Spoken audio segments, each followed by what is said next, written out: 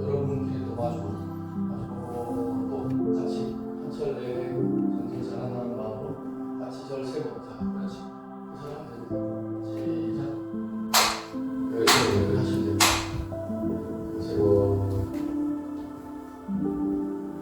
서로 존중하는 마음으로 이번 철에 공부가 크게 잘 되시기를 바랍니다.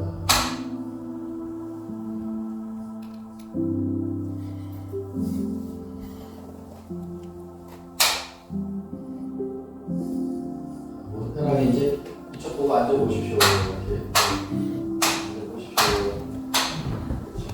힘든 쪽 많이 나가고 방송 나오고 생긴 나가니 자 앉아봅시다. 네, 들어오셔도 되니까 자꾸 이러면서 봐보시면 좋지. 이쪽에 와서 잘하시면 돼. 우리가 좀 있으면 나갈 거니까 이제 여기는 내일부터 3개월 동안 참선 공부하는 이제 대중으로 잠시 우리가 모였어요. 우리가 이제 내일부터 여러분 하는 거 3개월 결제를 하는데 윤달이 끼었어요. 윤달 7월 보름까지 하면 4개월이 돼요. 큰절에서 그렇게 안 합니다. 윤, 6월 보름이 끝나요. 윤, 6월 보름이면 3개월이에요. 그래서 통사든 어디든 4개월, 1개월 거의 드물고 윤달이 끼었거나 말거나 그냥 3개월 90일만 쳐서 공부를 마칩니다. 우리도 그러면 윤, 6월 음력으로 보름이 끝나게 됩니다. 시간은 이제 탄력적으로 합니다.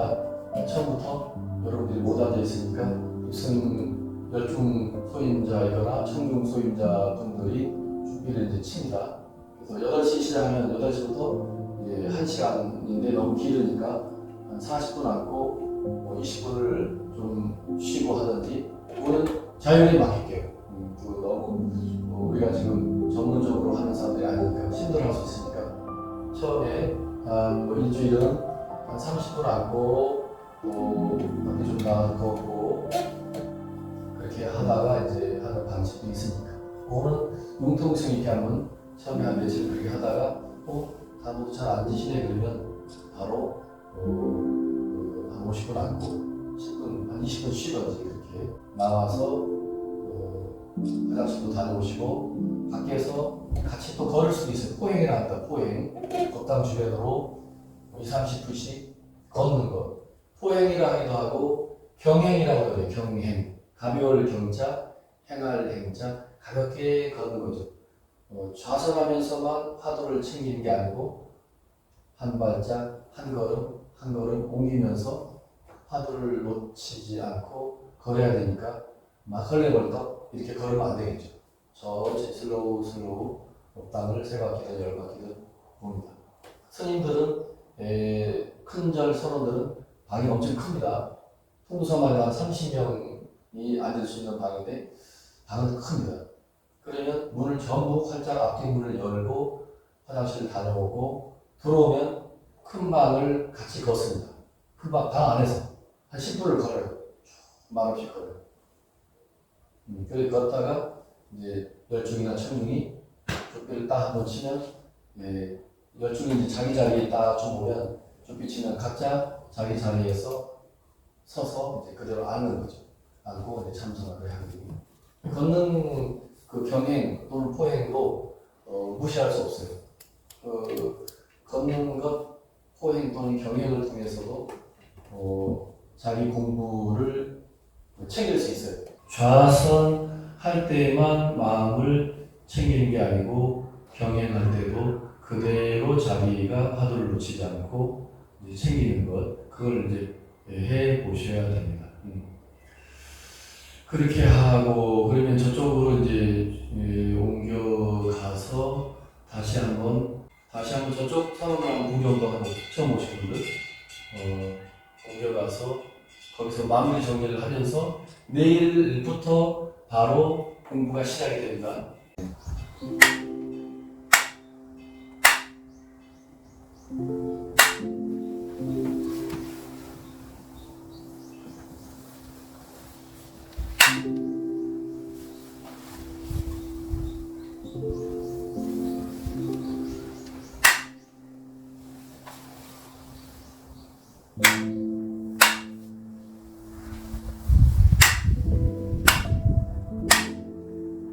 이제 서로 마주보고 마주보시고 우리가 처음이니까 또 우리끼리 절세만 합시다. 우리끼리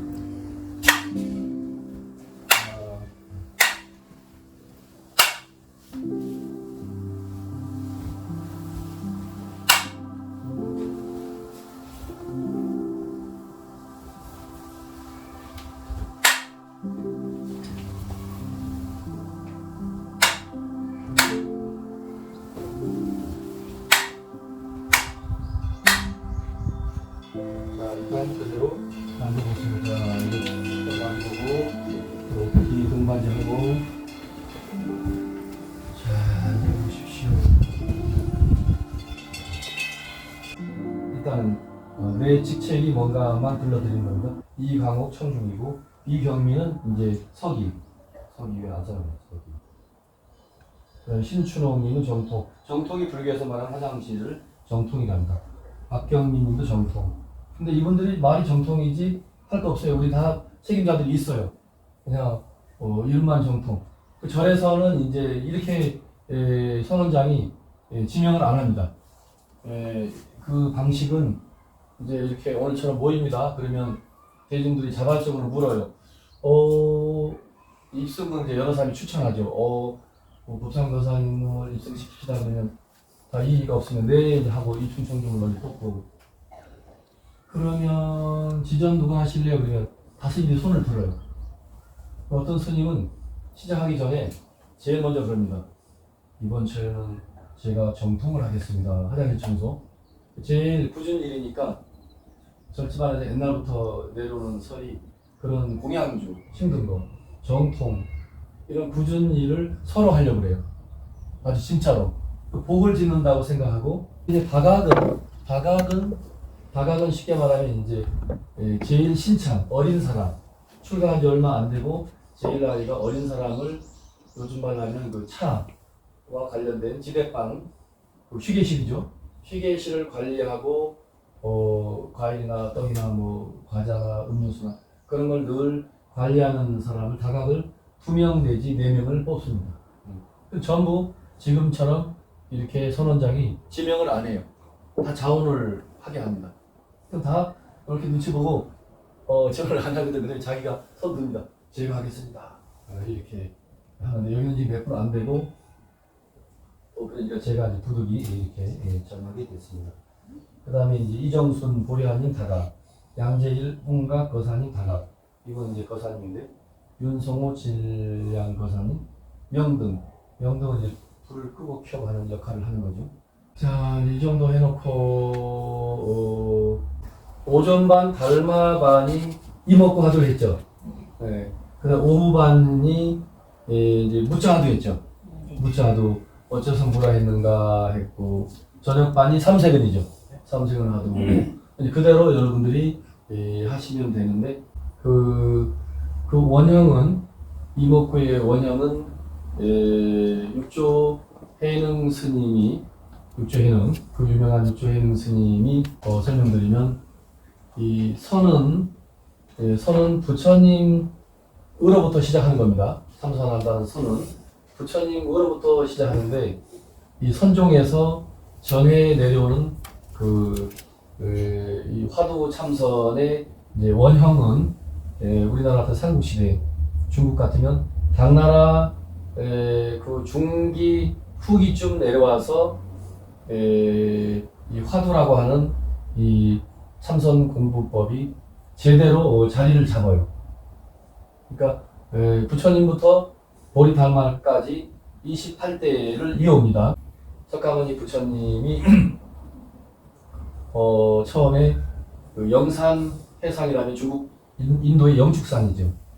영축산에서 법화경 법문을 하실 때 하늘에서 마침 그 꽃이 무수하게 꽃비가 내리듯이 내리고 있는데 그날따라 부처님께서 아무 말씀 안 하시고 비처럼 우박처럼 눈처럼 떨어지는 그 꽃 중에 꽃 한 송이를 또 잡고 이렇게 염하랍니다. 염하. 주지실에도 조실체에도 대부분 염하실이라는 그 방호를 스님들이 중국이나 한국이나 많이 씁니다. 염화실. 그게 다 이유가 있는 거예요.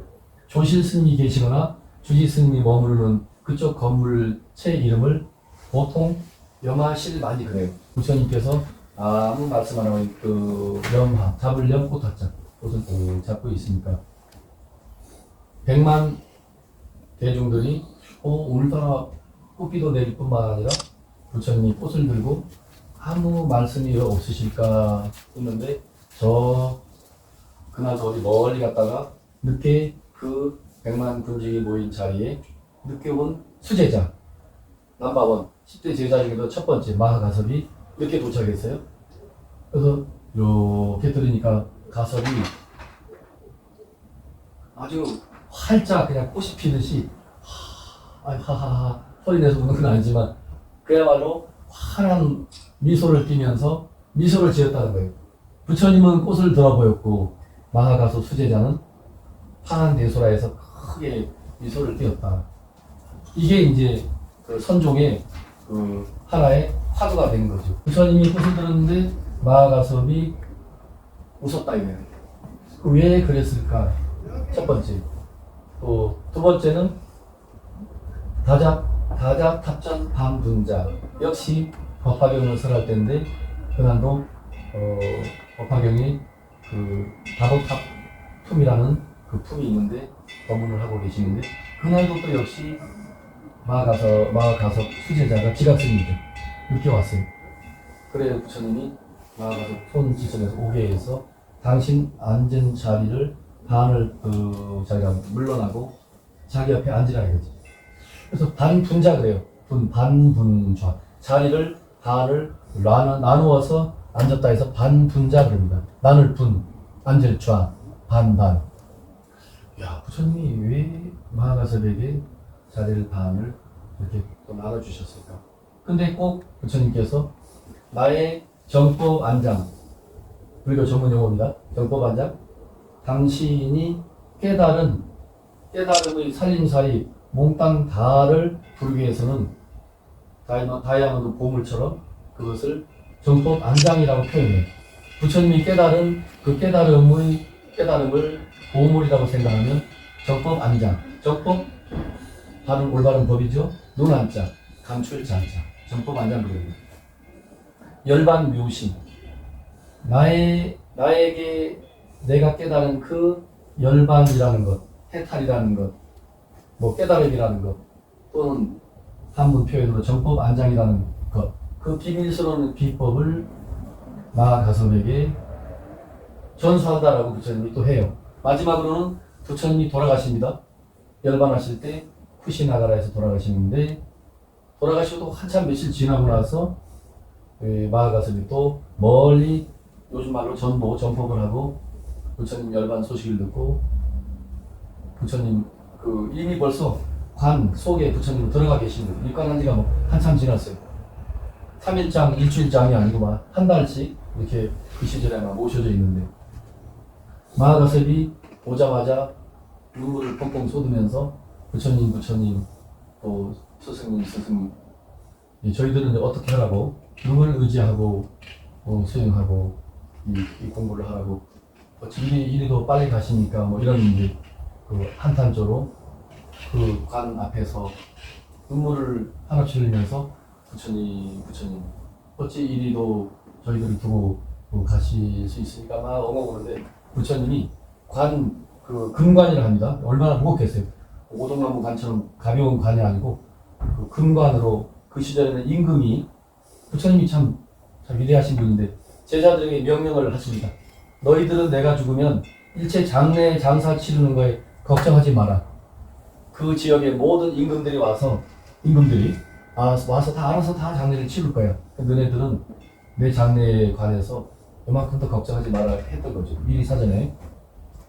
그래서 이미 다 그 지역 나라 임금들이 와서 다 화려하게 황금관으로 다 모셔져 있는데 마가섭이 울고불고 하니까 그 보름인가 한 달 가까이 된 관 속에서 부처님이 놀래 자빠진 거죠. 가풍목이 스르르 열면서 두 발이 이렇게 나왔다는 거죠. 그게 곽시쌍부입니다. 그 관곽자, 보일 시자, 두쌍자, 부, 발바닥 부자. 곽 속에서 발바닥이 쑥 이렇게 나오면서 마하가섭에게 보여준 거죠. 이게 아주 우리 선족에서 전해 내려오는 부처님이 세 군데에서 마하가섭에게 부처님의 마음 시법을 전했다 해서 그걸 뭐라 하느냐? 삼처 전심. 세 군데 고처자, 세 곳에서 전할 전자, 마음 심자, 마음을 전했다 그럽니다. 그걸 삼처 전심 그래요. 이게 선종의 그 전설처럼 이게 딱 그렇게 확립되어 있는 설입니다. 삼처 전심. 그래서 삼처 전심에 의해서 2조 아난다, 3조 상라하수 이래가지고 28대 보리달마까지 내려오고 우리 지금 종부소 앞에 달마대사 서 있죠? 그 달마대사가 인도에서 28대가 됩니다. 그리고 이제 때가 돼서 서기 527년도에 중국으로 오십니다. 그 당시 중국 양나라 시절입니다. 오셔서 이제 1조 해가를 만나서 2조 해가를 만나서 법을 전해줍니다. 인도에서부터는 보리달마 대사가 28대지만 중국으로 와서는 이제 인도권은 접어두고 중국에서는 첫 번째 1조가 됩니다. 초조. 1조라 하기도 하고 초조라 하기도 합니다. 보리달마가 인도로부터는 28대지만 중국에서 다시 뿌리를 내리면서 첫 번째 1조가 됩니다. 1조를 처음 초자 초조라고도 합니다. 초조. 그래서 2조를 만나서 제자를 만나서 이 부처님으로부터 전해 내려오는 7법, 이 마음법을 전수해 줍니다. 3조 승찬, 4조 도심, 5조 홍인대사, 그 다음에 6조 해능대사인데 이목고 화두가 지금 나옵니다. 그래서 그 당대에 최고로 수행을 잘한 남학회양이라는 제자가 소문을 듣고 저 남쪽 지방에 6조 해능 스님을 찾아옵니다. 오늘같이 이런 날을 찾아옵니다. 그래서 큰 스님 법문하고 계시는데 밖에서 삿갓을 쓰고 나중에 삿갓을 벗고 정중하게 인사를 드렸더니 6조 스님 이렇게 남학회양 스님을 바라보더니 승바물이 이마레오 한문으로 이 어떤 물건이 이렇게 왔는고 합니다. 사람인데 사람한테 이 어떤 사람이 이렇게 왔는고 이렇게 안 하고 이 어떤 물건이 이렇게 왔는고 질문을 합니다. 그 한마디에 남학회양 스님이 아무 대답을 못합니다.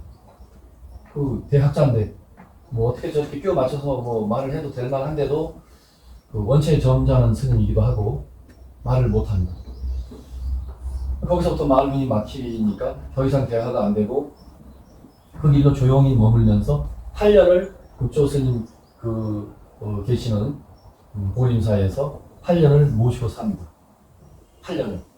이 어떤 물건이 이렇게 하는 거.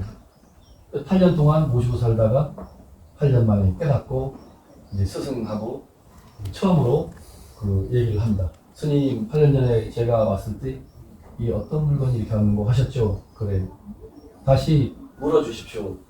이 어떤 물건이 이렇게 왔는 거 하니까 아마 회양 스님이 제자가 스님, 큰 스님 설사 한 물건이라고 해도 맞지 않습니다 라고 그래요. 설사 한 물건이라 해도 맞지 않습니다. 이 이목고 나는 누구인가? 나의 참나는 누구인가? 나의 본래 면목은 무엇인가? 이게 다 그 화두의 원형이 이 육조해능 스님과 제자 남학회양 선사와의 문답에서 이게 오늘날까지 전해 내려오고 있어요. 어떤 분이 이렇게 하는 거 설사 한 물건이라 해도 맞지 않습니다. 그러니까 육조 스님이 남학회양 스님에게 다시 1초도 기다리지 않고 바로 어떻게 보면 공격적으로 질문합니다. 그래? 그러면 환과 수중부와 환가 수중부와 돌이킬 환자, 인가할 때 오를 가자, 닦을 숫자, 증등할 증자. 우리말로 쉽게 말하면 도리어 다시 네가 지금 한 물건이라 해도 맞지 않다고 그랬지. 예. 와, 한 물건이라 해도 맞지 않다고 그런 깨달음을 네가 얻었어? 그래? 그럼 네가 지금 한 물건이라 해도 옳지 않습니다라는 그 답을 나에게 했는데 너의 그 깨달음 그것은 도리어 수행을 해서 얻은 것이냐 많으냐라고 질문해요. 네가 지금 닦아서 이 백양사 응진전 석방에서 3개월 동안 공부를 해서 얻어지는 거냐 그렇지 않는 거냐 라고 물어요. 그러니까 남학회양이 다시 바로 대답을 합니다. 스님, 큰 스님, 수행은 닦는 것은 없다고 할 수는 없다. 수행이 있지, 그죠? 우리도 지금 3개월 동안 앉아서 정진을 할 텐데 수행이라는 것은 있습니다. 수행이라는 것은 없다 할 수는 없다. 있다. 수행을 우리가 하고 돼 있고. 그런데 그 설사 한 물건이라 해도 맞지 않다고 제가 답을 했는데 그 자리를 지금 우리 원각성 무살님이 참나는 무엇인가, 나의 본래 면모 무엇인가 지금 그 화두를 들고 계시는데 그것은 닦나 닦지 않나 영원히 오염시킬 수 없습니다 라고 대답을 해요. 이 남학회양이 오염시킬 수 없습니다. 풀오염 수행, 수도, 수행, 닦음 당연히 있죠. 그러나 닦으나 수행을 하나 수행을 하지 않으나 그 본래 면목이라고 하던 참나라고 하던 그 자리는 더럽힐래야 오염시키려고 해야 오염시킬 수 없는 자리입니다 라고 대답을 해요. 그래서 육조해능 스님이 요즘 말로 인정을 하는 거죠. 그래서 우리 이 달마 육조 선종에서 정맥을 이은 최고의 선사로 남학회양 스님이 대접을 받고 있는 거예요. 육조, 남학회양, 마조도 이렇게 내려가거든요. 또 온각성 보살이 본래 면목 참나는 무엇인가 했는데 이 육조 단경에 보면 그 육조 스님이 24살짜리 더벅머리 총각으로서 8개월 행자 생활하고 오조 홍인으로부터 대사로부터 이 달마로부터 전해 내려오는 법을 물려받았거든요. 그런데 그때 수많은 대중들은 야 저 젊은 총각이 와서 우리 도인 스님의 가사와 바루를 훔쳐갔다라고 생각하는 거지. 도를 깨달아서 제자가 돼가지고 물려받았는데 그 당시에 수많은 사람들은 안 믿는 거죠. 야 저 젊은 놈이 와가지고 우리 어른 스님을 윽박질러가지고 부처님부터 전해 내려오는 가사와 바루를 훔쳐갔을 거야 라고. 그래 뭐 7, 800명이 쫓아오는데 다 나중에 나가 떨어지고 그 도명이라는 스님만이 뭐 육품 장군 출신이고 요즘 말로 뭐 귀걸이 장대하고 씨름 선수 마냥 대유령이라는 큰 대관령 같은 큰 고갯마루에서 이 해능 행자 그때는 스님도 아닙니다. 성은 노시고 이름이 해능인데 노해능이 저 대유령이라는 고기 밑에 내려가니까 행자는 개석거라 하고 소리를 지는 거죠. 어디 이 부처님으로부터 내려오는 그래서 오조 홍인 대사까지 내려오는 이 깨달음 부처님이라고 인정할 수 있는 그 상징물이 가사와 바루인데 부처님이 사용했던 거 그거를 네가 감히 가지고 간다? 훔쳐갔다고 보는 거지. 거석가라 소리를 지르니까 이 노해능 행자가 이렇게 쳐다보더니 그 큰 바위 반석 위에 넓적한 반석 위에 올려놓고 이것은 법을 상징물로 받은 것인데 이것을 힘으로 완력으로 뺏을 수 있을까 보냐. 당신이 그렇게 힘이 있으면 이걸 가져가라 이거죠. 던져놓고 혹시나 싶어서 숲속에 24살짜리 총각을 숨습니다. 그래서 이렇게 들어요. 안 들려. 육조단계에 보면 안 들려. 안 들리니까 0.1초도 생각하지 않고 도명 스님이라는 이 육품 장군 출신이 행자님 저는 가사와 바루에 욕심이 있어 온 게 아니고 굉장히 빠른 거죠. 그렇게 하기도 쉽지 않아요. 회심. 0.1초 만에 마음을 자기가 돌이켜서 야 이게 굉장히 얼마나 놀랬겠어요. 이거 들으면 안 들리니까. 가벼운 가사가 바로 왜 안 들릴까? 본에 딱 달라붙은 것만, 접착제를 붙인 것만. 저는 법을 위해서, 도를 위해서 행자님을 찾아온 거지 이 가사와 바르를 뺏으러 온 게 아닙니다 라고 합니다. 지금 원각성 보살님이 본래 면목, 나의 본래 면목은 무엇인가 그랬는데 6조 단계에 나옵니다. 그러니까 법을 위해서 왔습니다 행자님. 법을 일러 주십시오 그래요. 그러니까 행자가 아주 드라마틱하죠. 행자가 숲속에서 나와서 정답게 앉아가지고 그럽니다. 도명 스님 딱 이름을 부르고 착함도 생각하지 말고 지금 이 순간 나쁘다는 것, 악함도 생각하지 말고 착하다는 것, 선모 생각하지 마시오. 착함과 악함을 다 생각하지 아니할 때 어떤 것이 도명 스님의 본래 면모입니까? 라고 물어요. 그 말에 이 도명 스님이 옛날에는 뭐 공부가 그래요. 바로 깨달아요. 바로 그 자리에서 이렇게 뭐 앉아있을 용쓸 필요가 없는 거예요. 그냥 놀래 자빠지고 깨달아요. 선도 생각하지 말고 악도 생각하지 마라. 선과 악을 생각하지 아니할 때 어떤 것이 선도 생각하지 않는다. 악도 생각하지 않는다. 그럼 뭐 아무 생각 안 하고 요즘 말로 멍 때린다는데 멍 때리고 있는 것 같은데 그게 아닌 거죠. 선도 악도 생각하지 아니할 때 어떤 것이 도명 스님의 본래 면목인가라고 합니다. 그 자리에서 깨닫고 눈물을 흘리고 지금 저에게 말씀해 주신, 설해 주신 이 비밀스러운 말씀 외에 밖에 따로 저에게 감추어 놓은, 따로 감춰놓고 저에게 보여주지 않은, 설해 주지 않은 무엇이 또 있습니까? 라고 질문해요. 그러니까 저희는 노행자가 24살짜리가 그런다.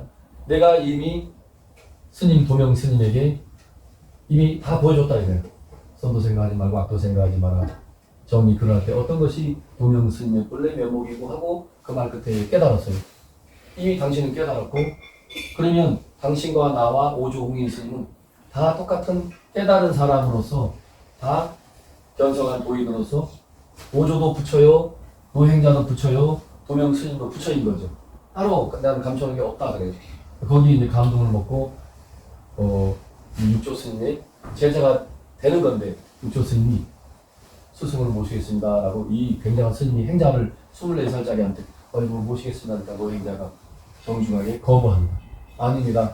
스님과 나하고는 오종인 스님이 돼서 공부한 거니까 깨달으면 여기서 이루어졌지만 스님과 나는 오조 스님의 법을 이은 제자입니다 라고 하고 오조 스님의 법을 이는다 생각하고 어디로 이제 가라고 보내거든요. 그래서 지금 원각성 보살님이 하는 참나는 본래 면목은 무엇인가라는 그 화두의 원형이 바로 이제 육조행 스님의 이 어떤 물건이 이렇게 하는 거와 선과 악을 생각하지 아니할 때 어떤 것이 원각성 보살님의 본래 면목인가 이런 질문이 되겠죠. 그 질문을 기르니까 우리 대한민국 경상도 버전으로 이것이 무엇인가를 이먹고 그래서 이 오늘날 한국 불교에서 이먹고 화두를 제일 많이 들어요. 이먹고 어떤 것이 나의 본래 면목인가 너무 길어요. 흩어져 마음이. 그러니까 최대한 줄여서 이먹고 이렇게 되는 거고 오반 무차하도 들은 분들은 무차하도 들고 하도 안 받으신 분 또 여기는 현재는 없죠? 다 있죠? 하도 있죠? 있죠? 하도 근데 그 전부터 하신 분 같아. 얼굴이 많이 낯이 익지. 옛날에 새벽 예불에 처음 오셨을 때 뵀다. 예, 그때 새벽 예불 나왔었어요. 그래서 낯이 있구나. 그러면 월성주 보살님도 저녁반이니까 삼색을 저녁반은 전부 삼색은 화두를 합니다. 화두는 역시 이건 길게 말할 것도 없는데 10초만 말해도 끝나겠다. 어떤 동상수처 선사에게 굉장한 수행자가 와서 뭘 몰라서 묻는 게 아니에요. 금강경 법화경을 달달달 외우는 사람인데도 그 불교에서 말하는 깨달음은 오리무중이야. 스님, 큰 스님, 도대체 부처가 무엇입니까? 어떤 것이 부처입니까? 질문해요. 그건 다른 말로 하면 어떤 것이 진리이냐, 한문으로 말하면 어떤 것이 도입니까? 다 같은 말이에요. 어떤 것이 진리이냐, 어떤 것이 도이냐, 어떤 것이 부처이냐. 불교에서는 부처는 깨달은 사람을 인도말로 부따라거든요. 그 질문하는 사람이 몰라서 그 질문하는 거 아니에요. 부처는 깨달은 사람이지. 이런 평범한 대답을 원하는 게 아니죠. 스님, 어떤 것이 무엇이 부처입니까? 바로 한문어로는 마삼근 그래요. 삼마자, 석삼자, 한근 두근 할 때 무게를 말해요. 삼이 세근이다 그래요. 삼. 그래서 중국에서는 또 우리가 알고 있는 이 305, 이 삼이 아니고 마호라 해가지고 중국 사람들은 그 기름, 참기름, 들기름, 기름을 그 한문으로 그 마자를 써서 마호라고도 한답니다. 마호. 어떤 사람 그거 삼 우리가 옷으로 입는 삼 그거 아니야. 뭐 깨가 세근이야 이렇게 그 또 중국 다녀온 사람은 말하기도 하는데 그건 별 의미 없어요. 깨가 세근이라 하는 것보다도 우리는 수백 년을 삼세근 했으니까 왜 삼세근이라 했을까? 부처가 무엇냐고 질문을 했는데 왜 또는 어찌해서 삼세근을 부처라 했는가? 이 답을 알면 화두가 아니에요. 화두라는 거는 퀘션 마크입니다. 즉 물음표. 어찌해서 삼세근을 부처라 했나? 그럼 한 달, 두 달, 10년 공부하는 수행자들이 공부하는 수자들이 이 화두 하나를 들고 평생을 합니다. 평생을. 성철 스님이 깨쳤다고 해도 평생을 당신이 무자화두 들다 깨쳤으니까 평생을 무자화두를 해요. 도인도 화두를 듭니까? 늘 자기가 해왔던 공부니까 그 화두를 놓치지 않고 합니다. 우리나라의 고려 말에 그 중국으로부터 달마 쪽 이어서 중국의 마지막 서곡 총공선사로부터 이 육조로부터 이어져 내려오는 정통 마음식법을 물려받은 스님이 고려 말의 태고 보우 스님이에요. 아주 굉장한 스님입니다. 이분이 하신 말씀 중에 화두 공부하는데 굉장히 유용한 말씀이 있는데 굉장한 겁니다. 점도 몸의 일여시. 점도. 아주 우리가 쉽게 체험하기 어려운 경지인데 자나 깨나가 오매입니다. 오매불망 그러죠. 오매불망. 잠깨로 잠잘 맺자입니다. 오매불망. 근데 오매일려야 잠을 자나 잠을 깨나 화두를 놓치지 않는 경지를 오매일려라고 해요. 근데 오매일려 정도의 경지 들어가면 더 말할 게 없죠. 굉장한데도 태고 보호 스님은 거기에 다시 크게 병책을 합니다. 자나 깨나 화두가 한결같이 놓치지 않는 그런 경지에 들어갔다 해도 화두를 내던지지 말라는 거죠. 나는 오매일려 경지에 왔어. 나는 화두 다 필요 없어. 이러면 안 된다는 거죠. 지요 화두 신불리. 다만 그 자기가 들고 있는 이목고 화두든 삼세간 화두든 무장 화두를 자기 마음으로부터 놓치지 않는 것. 이게 그 화두 수행자의 핵심이라는 거예요. 그러니까 삼세간 화두를 드는 분들은 삼세간을 놓치지 않고 어째서 삼세간을 부처라 했나. 근데 화두를 들다 보면 자꾸 옆길로 셉니다. 다른 상상을 하게 돼 있어요. 분명히 앉아있으면 다리도 아프고. 그래서 항상 이 화두들은 옛날 도인들의 일관된 말씀, 화두 들은데 비법이 있다고 해요. 귀를 쫑긋하고 들으면 무슨 비법이 있나. 한문으로 간절절자. 간절하게 화두를 놓치지 말 것. 간절하게. 어째서 삼세간을 부처라 했나. 그거만 딱 해야지 자기가 생각을 일으켜가지고 이 생각, 저 생각, 이래서 그랬나? 저래서 그랬나? 자기가 평소에 들은 불교 지식을 다 동원해가지고 이래서 그랬을 거야. 저래서 그랬을 거야. 그런 상상하면 그는 화두 공부에 큰 마장이라고 해요. 마장. 그거 절대 하면 안 돼요. 절대. 그냥 어째서 삼세간을 부처라 했나 해가지고 제가 비유를 많이 하죠. 이렇게 옛날에 어릴 때 많이 해봤는데 먹종이 갖다 놓고 햇빛에 그 돋보기 같은 거 이렇게 하면 거기에 적당하게 요 거리가 맞아야지 이 종이에 불이 붙잖아, 그죠? 삼색은 화두를 들고 이목구 화두를 드는데 천년 만년을 들어도 이게 제대로 안 맞으면 천년 만년에도 여기 종이에 불이 안 붙는 것처럼 우리의 깨달음도 10년을 했는데도 없는 거죠. 어떤 사람은 일주일에 했는데 바로 불이 확 붙죠. 요게 이제 그 얼마나 잘 맞추느냐. 그래서 부처님도 그렇고 역대 도인들도 이런 비유를 안 하고 검은 거 얘기를 많이 해요. 검은 거 줄을 너무 팽팽하게 당겨도 소리가 안 난다. 너무 느슨하게 해도 소리가 별로다. 그거를 적당히 완전히 풀어도 안 되고 완전히 쪼여도 안 된다는 거죠. 화두 드는 방식도 이제 그거를 감안하는데 오히려 제 비유가 더 좋을 수 있어요. 그 종이에 불을 붙일 때 햇빛과 이 돋보기 이거와 거리 이 모든 게 다 요즘 말로 삼박자가 맞을 때 불이 확 붙는 거죠. 이 깨달음도 그렇다는 거죠.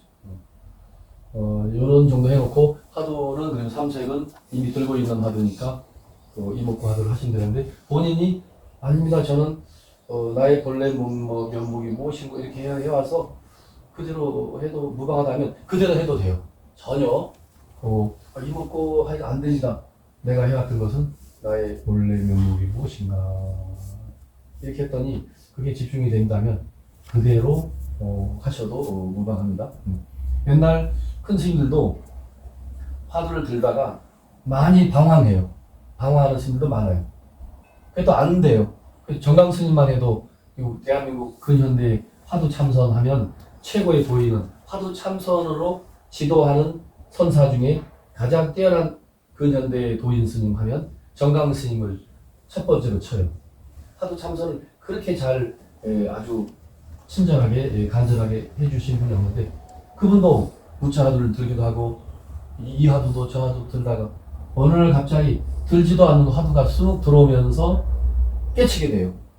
그거 참 묘해요. 자기가 들고 있는 화두에 깨달음이 안 오고 엉뚱한 뭐를 뚝 들다가 깨치게 되는 것도 있어요. 그래서 화두는 1700가지가 있다는데 당나라 이후에 그 송나라 말까지 내려오면서 수많은 도인 스님들이 나타나면서 수많은 그 수행자들의 질문에 도가 무엇이냐, 부처가 무엇이냐라는 질문에 던진 그 답인데 그 답을 들은 수행자들은 답을 모르는 거죠. 막혀 있는 거지. 막혀 있기 때문에 반대로 이제 질문이 되는 거죠. 그걸 화두라고 그래요. 화두. 1700가지가 있는데 역대로 모든 도인 스님들이 말씀이 무차 화두, 삼색은 화두 하나를 이 전문용어로 타파 깨 부수면 1700개의 화두가 다 일시에 박살난다는 거예요. 이목구 화두 깼는데 무차 화두를 모를 리가 없는 거죠. 삼색은 화두만 내가 분명히 답을 얻으면 나머지 모든 화두는 다 통하게 돼 있다는 거죠. 그러면 하나의 화두만 하지 왜 이렇게 화두를 많이 펼쳐 보였느냐 하는데 마치 기호식품인 것 마냥 사람들의 불교용으로 인연이 다 달라서 어떤 사람은 삼색은 화두가 맞고 어떤 사람은 무차 화두가 맞으니까 그때그때 선지식들이 나타나서 도를 물으면 그 도인 스님의 방식대로 답을 줬던 거죠. 그 줬던 답이 1700가지가 넘는데 일명 짜투리 떼내고 1700 공안 그럽니다. 진짜는 호흡을 말해요. 호흡을 이렇게 급하게 하는 게 아니고 일정한 속도로 내가 7초 정도로 마셨으면 아랫배 단전에 힘을 푹 주고 아랫배가 볼록 나오도록 7초 정도 마시고 내쉬는 거예요. 배가 쑥 들어갑니다.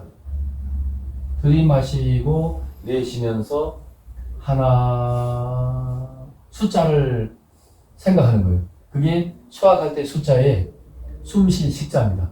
부처님이 제시한 초기 처음에 입문한 사람들에게 야 무턱대고 앉으면 너 잘못하면 몸이 경직되고 해로움이 많아. 그러니까 수식관을 좀 먼저 해볼래? 라고 해서 부처님이 가르쳐 주신 방법이에요. 그게 안반수의경이라고 이제 안반수의경이라고도 하는데 부처님이 호흡을 가르치시는 그 경전이 안반수의경인데 그러니까 안반 수의경이라는 것은 들숨과 날숨을 말해요. 들숨. 들이마시는 숨을 다 틀려요. 한 5초 내지 7초 마실 수 있어요. 마시고 또 똑같은 속도로 내쉬는데 책에는 내쉴 때 요 코 숨이 나갈 때 여기에 털 하나를 갖다 놓고 내쉬면 이 털이 흔들리지 않을 정도로 미세하게 내뱉으라는 거죠.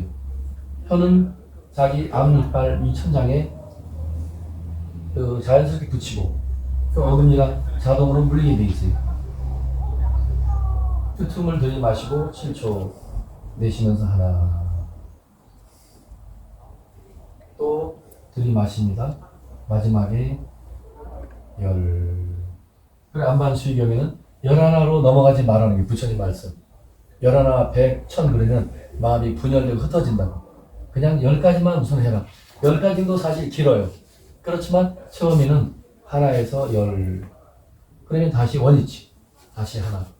하나에서 10가지 하면 들이마시고 내쉬는 게 7초, 14초라면 10 끝나면 140초입니다. 5초만 하면 10초만 하면 10 끝나면 100초가 지나가죠. 그죠? 1분 60초죠.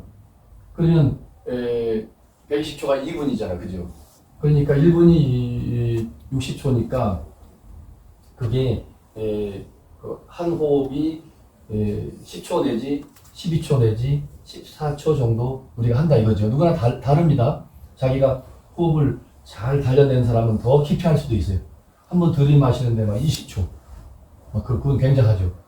그렇게 무리하지 마시고 5초나 7초 마시고 5초나 7초를 쭉 내쉬고 9, 10 화두도 하지 말고 올참이 쭉 해서 끝났어요. 10가지. 다시 원위치. 하나에서 또 10, 2회, 3회, 10회 정도 반복을 해보는 거예요. 10회. 그러면 그것을 점점 늘리는 거죠. 20회, 30회, 50회. 계속 할 필요는 없고 그렇게 하다 보면 밖에서 저렇게 사람 소리가 나고 새 소리가 나도 내가 안 따라가는 거죠. 그 호흡을 하는데 아홉 하다가 밖에 새 소리도 나고 갑자기 딴 생각이 들어오면서 호흡을 하면서 열 하는 걸 놓치는 경우가 있어요. 그러면 실패한 거예요. 실패. 내 집중이 실패된 거예요. 그러면 다시 무시하고 처음부터 본인이 정신 집중해서 내가 하나에서 또 10가지를 놓치지 않는데 아주 목적을 둬야 돼요. 한 7 하다가 8을 해야 되는데 놓치고 딴 생각하고 법당이 왜 목탁 소리가 오늘따라 이게 커 그리고 별 망상이 다 이 집중이 안 되면 별 또 신경질이 또 다 나요. 옆에 있는 사람이 막 콧소리만 커도 저 사람은 같이 못 앉아 있겠네. 집중이 안 되네. 막 이러고. 그게 전부 망상이에요. 전부 그 원인을 바깥으로 찾는 거야. 그거 참선 수행자에게는 아주 그 큰 마장이에요. 마장. 내심 무천하고 외식 제연하라. 내면 속으로는 헐떡거림이 없어야 된다는 거지. 이 화두를 들 때, 호흡을 할 때도. 외식 제연. 바깥으로 모든 인연을 놓아버리라 했잖아. 그죠? 목탁 소리가 들리던, 앉아있다가 지금 집에 빨리 가서 영감이 밥 해줘야 되는데. 이런 생각이 다 떠올라요. 요 공부할 때는 그런 생각이 다 방해가 되는 거죠. 그 생각이 떠오르면 그 생각하고 싸우면 져요, 우리가. 그 생각 안 나야지, 안 나야 안 돼. 그냥 둬요. 두고 빨리 자기가 7, 8, 9, 10 끝났죠? 다시 또 하나, 둘. 이 방식을 본인이 한 3일이든 일주일이든 한 보름이든 집중적으로 해보는 방법도 화두를 먼저 움켜쥐고 욕심내지 말고 화두는 천천히 들어도 된다 생각하고 요 수식관을 통해서 기초적으로 앉아있는데 다리도 좀 덜 아프고 마음 집중하는 기초도 다져지고 그렇게 되고 나면 한 보름 했는데 한 달 해도 돼요. 집중이 되네요. 그러면 이제 수식관을 놓아버리고 하나 둘 할 필요가 없죠. 자연히 호흡에 아주 편안하게 하면서 삼세근이든 무자하든 이목구는 들이마시고 내쉬면서 이목구 어째서 삼세근을 붙여라 했느냐. 그럼 자기 눈 시선은 자기 앞 30cm, 50cm 앞을 또 응시하고. 저는 눈 뜨고 하면 집중이 안 됩니다. 눈 감아도 돼요. 눈 감고 감고 하셔도 돼요. 눈 뜨고 어째서 삼세근을 붙여라 했을까 하고 거기 집중적으로 전부 다리 한번 펴보세요. 자, 다리 펴보세요. 자, 다리 펴보세요. 이제 끝내겠습니다. 자, 집중적으로 삼세근을 바라보는 겁니다. 그것을 한문으로 볼 관자 관이라고 해요. 관. 딱 놓치지 않고 보는 거예요. 그리고 호흡이 고르게 되면서 자기 마음이 고요해지는 것을 그칠 지자 지 그래요. 지. 이것을 지관이라고 합니다. 지관. 또 다른 한문으로는 정해 그래요. 선정과 지해 그래요. 지해가 관이야. 앞에 삼생을 놓고 어째서 삼생을 붙여라 했나 하고 끊임없이 볼관자 통찰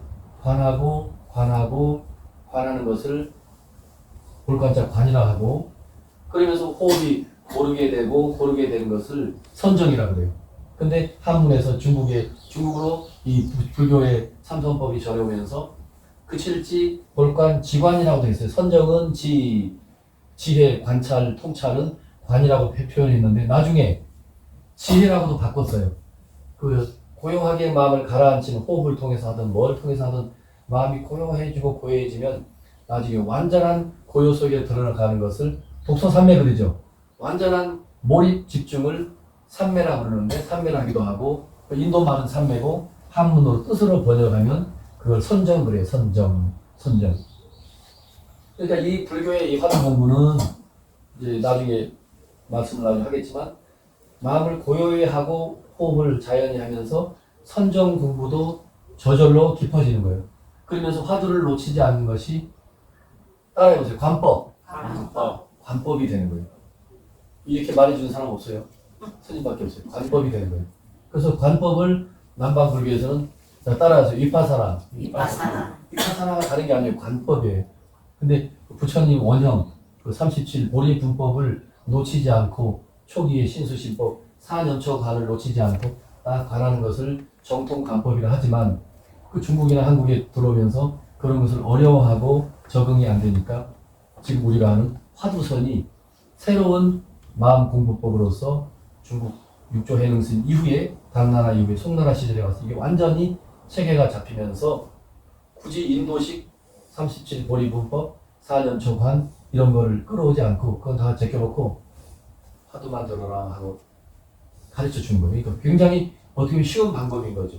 화두만 놓치지 않는 거, 그게 관이에요. 관. 그리고 호흡을 통해서 끊임없이 선정이, 삼매가 이루어지면 그것이 이제 선정인 거죠. 그래서 마음이 고요해지는 선정과 화두를 놓치지 않는 관과 선정과 지혜. 줄여서 정과 해. 정해라고 해요. 정해. 알아보실래요? 정해 쌍수. 선정과 지혜를 같이 닦는다는 말은 화두를 놓치지 않는 관법과 자기 마음을 고요하는 선정과 그 둘을 따로따로가 아니고 같이 동시에 닦는다 해서 선정 쌍수, 아니 정해 쌍수 또는 지관 쌍수 그래요. 지는 고요히 그친다 해서 한문으로 그칠 지 같은 뜻이에요. 선정. 관은 똑같죠? 볼관. 그래서 이 화두 참선이 어떤 의미에서는 부처님으로부터 내려온 건 아니긴 아니지만 중국의 선종이 발달하면서 한문 문화권에 있는 사람들에게 이 어려운 37 보리 분법으로 가르쳐 줘봤자 어려워하니까 중국에서 이게 화두라고 하는 새로운 수행법이 만들어진 거죠. 그래서 이게 중국과 한국을 통해서 이게 엄청 이제 뿌리를 내리고 있는데, 이 말씀을 꼭 하고 싶어요. 도인이 없는 게 아니에요. 도인이. 깨달은 성자가 없는 게 아니라니까. 있어요. 처처에 있는데, 우리 그런 말 하잖아요. 제 눈의 안경이라고. 자기 수준만큼밖에 안 보여요. 자기가 공부를 많이 하게 되면 화엄경에서 나타나는 53 선지식이 여기저기 막 있는 거예요. 우리 삼선만만 훌륭한 수행자가 아니라 삼선 하나도 안 하는데 저 길 지나가는 사람이 청소부 아저씨가 그대로 도인인지 누가 알 수가 없는 거지. 근데 우리가 공부를 하면, 공부가 좀 되면, 그게 이제 만나게 돼 있어. 저절로. 내 눈이 어두워서 선지식이 안 보인다고 생각해야 되지, 내 공부는 안 해놓고, 지금 세상에 스님 솔직히 말씀해 보십시오. 도인이 어디 있습니까? 도인 있습니까? 없습니까? 도인이라는 스님들 보면 다 엉터리 같아요. 이러고 별소리를 하는데, 그거는 자기한테 독약인 거예요. 독약이야. 도인이 있느니 없느니 우리가 따질 필요가 없는 거지. 그대로 화두 하나를 들고 그 화두를 깨 부수는 거. 한문용어로 타파. 화두 타파. 화두를 타파하면 너나 나나 할 거 없이 다 육조 스님 말씀대로 자견자성이니까 자기의 참나를 깨달으면, 그리고 자기의 성품을 보면 육조 단경에서는 바로 부처라 했거든요. 지금 부처라고 하니까 막 황금 칠을 하고 무슨 축지법을 하고 날라다녀야 부처인 줄 아는데 전혀 아닌 거지. 간단하다고 간단한 거죠. 자기의 그야말로 진여불성을, 흔한 말로 참나를 자기가 발견하면, 깨달으면, 깨치고 나면 그 깨친 자가 부처님 가르침에 있어서는 다 부처라고 했으니까. 부처가 따로 없어요, 불교에서는. 자기가 자기를 깨치면, 깨달으면 불교에서는 다 부처라고 그래요. 그 용어가 깨달은 사람이니까. 무엇을 깨달았느냐? 자기가 자기를 깨친 거죠. 근데 건강경이든 반야신경이든 우리가 이론적으로는 얼마든지 말해줄 수 있어요. 근데 그걸로는 우리의 깨달음이 안 이루어지는 거지. 예. 어떻게 보면 공을, 반야신경에서 말하는 공을, 건강경에서 말하는 사상을 다 내려놓고 모든 우리의 몸과 마음은 본래 텅 빈 공이야. 나라고 내세울 건 없어. 무아야. 불교가 무아거든요. 그 무아라는 실체를 바로 볼관자 보게 되면 그게 사실은 또 깨달음인 거예요. 그렇게 이론적으로 설명해 줘봤자 우리하고는 거리가 멀어요.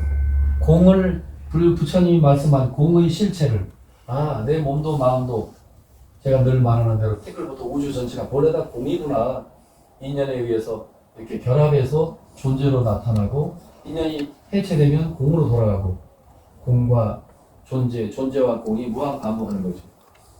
그거를, 그 실체를 나중에 이제 확실히 여러분들이 화두를 들고 공부를 하다 보면 반야신경에서 말하는 색수상행식, 색은 몸이고 수상행식은 우리 마음을 넷으로 나누는 건데, 반야신경에서 몸도 마음도 다 본래 공이구나라고 하는 그 소식이 그냥 머리로 이해하는 게 아니고 화두가 깨지게 되면 완전히 이제 자기께 되는 거죠. 그때는 누가 어떤 질문을 해도 이제 도인 스님들 표현을 빌리면 거침없이 답이 나오는 거죠. 거침없이. 누가 뭐라고 하든 거침없이 답이 나오죠. 우리들은 지금 어떤 의미에서는 이 백양서는 응진전을 통해서 우리가 그래도 정통 화두 삼선을 하는 수행자로 이렇게 모였으니까 화두를 열심히 들다 보면 자기가 집중한 만큼 자기의 깨달음은 분명히 이렇게 커져요. 마치 눈사람을 이렇게 뭉치듯이. 지금은 어째서 삼세건이 부처냐라고 할 때 한 점밖에 안 돼요. 나중에 그것이 눈사람이 뭉쳐지듯이 이렇게 삼세건이라는 화두라는 의심 덩어리가 지금은 한 점도 안 된다니까. 나중에 손가락만 해지고 손바닥, 주먹만 해지고 이렇게 커지고 이렇게 커지면서 내 몸 전체가 화두 덩어리가 되는 거지. 화두 덩어리. 지금은 안 돼. 화두 덩어리가 될 때 그때 이제 이건 거짓말 못하니까 자기 스스로가 화두를 들고 공부하다 보면 거짓말을 못해.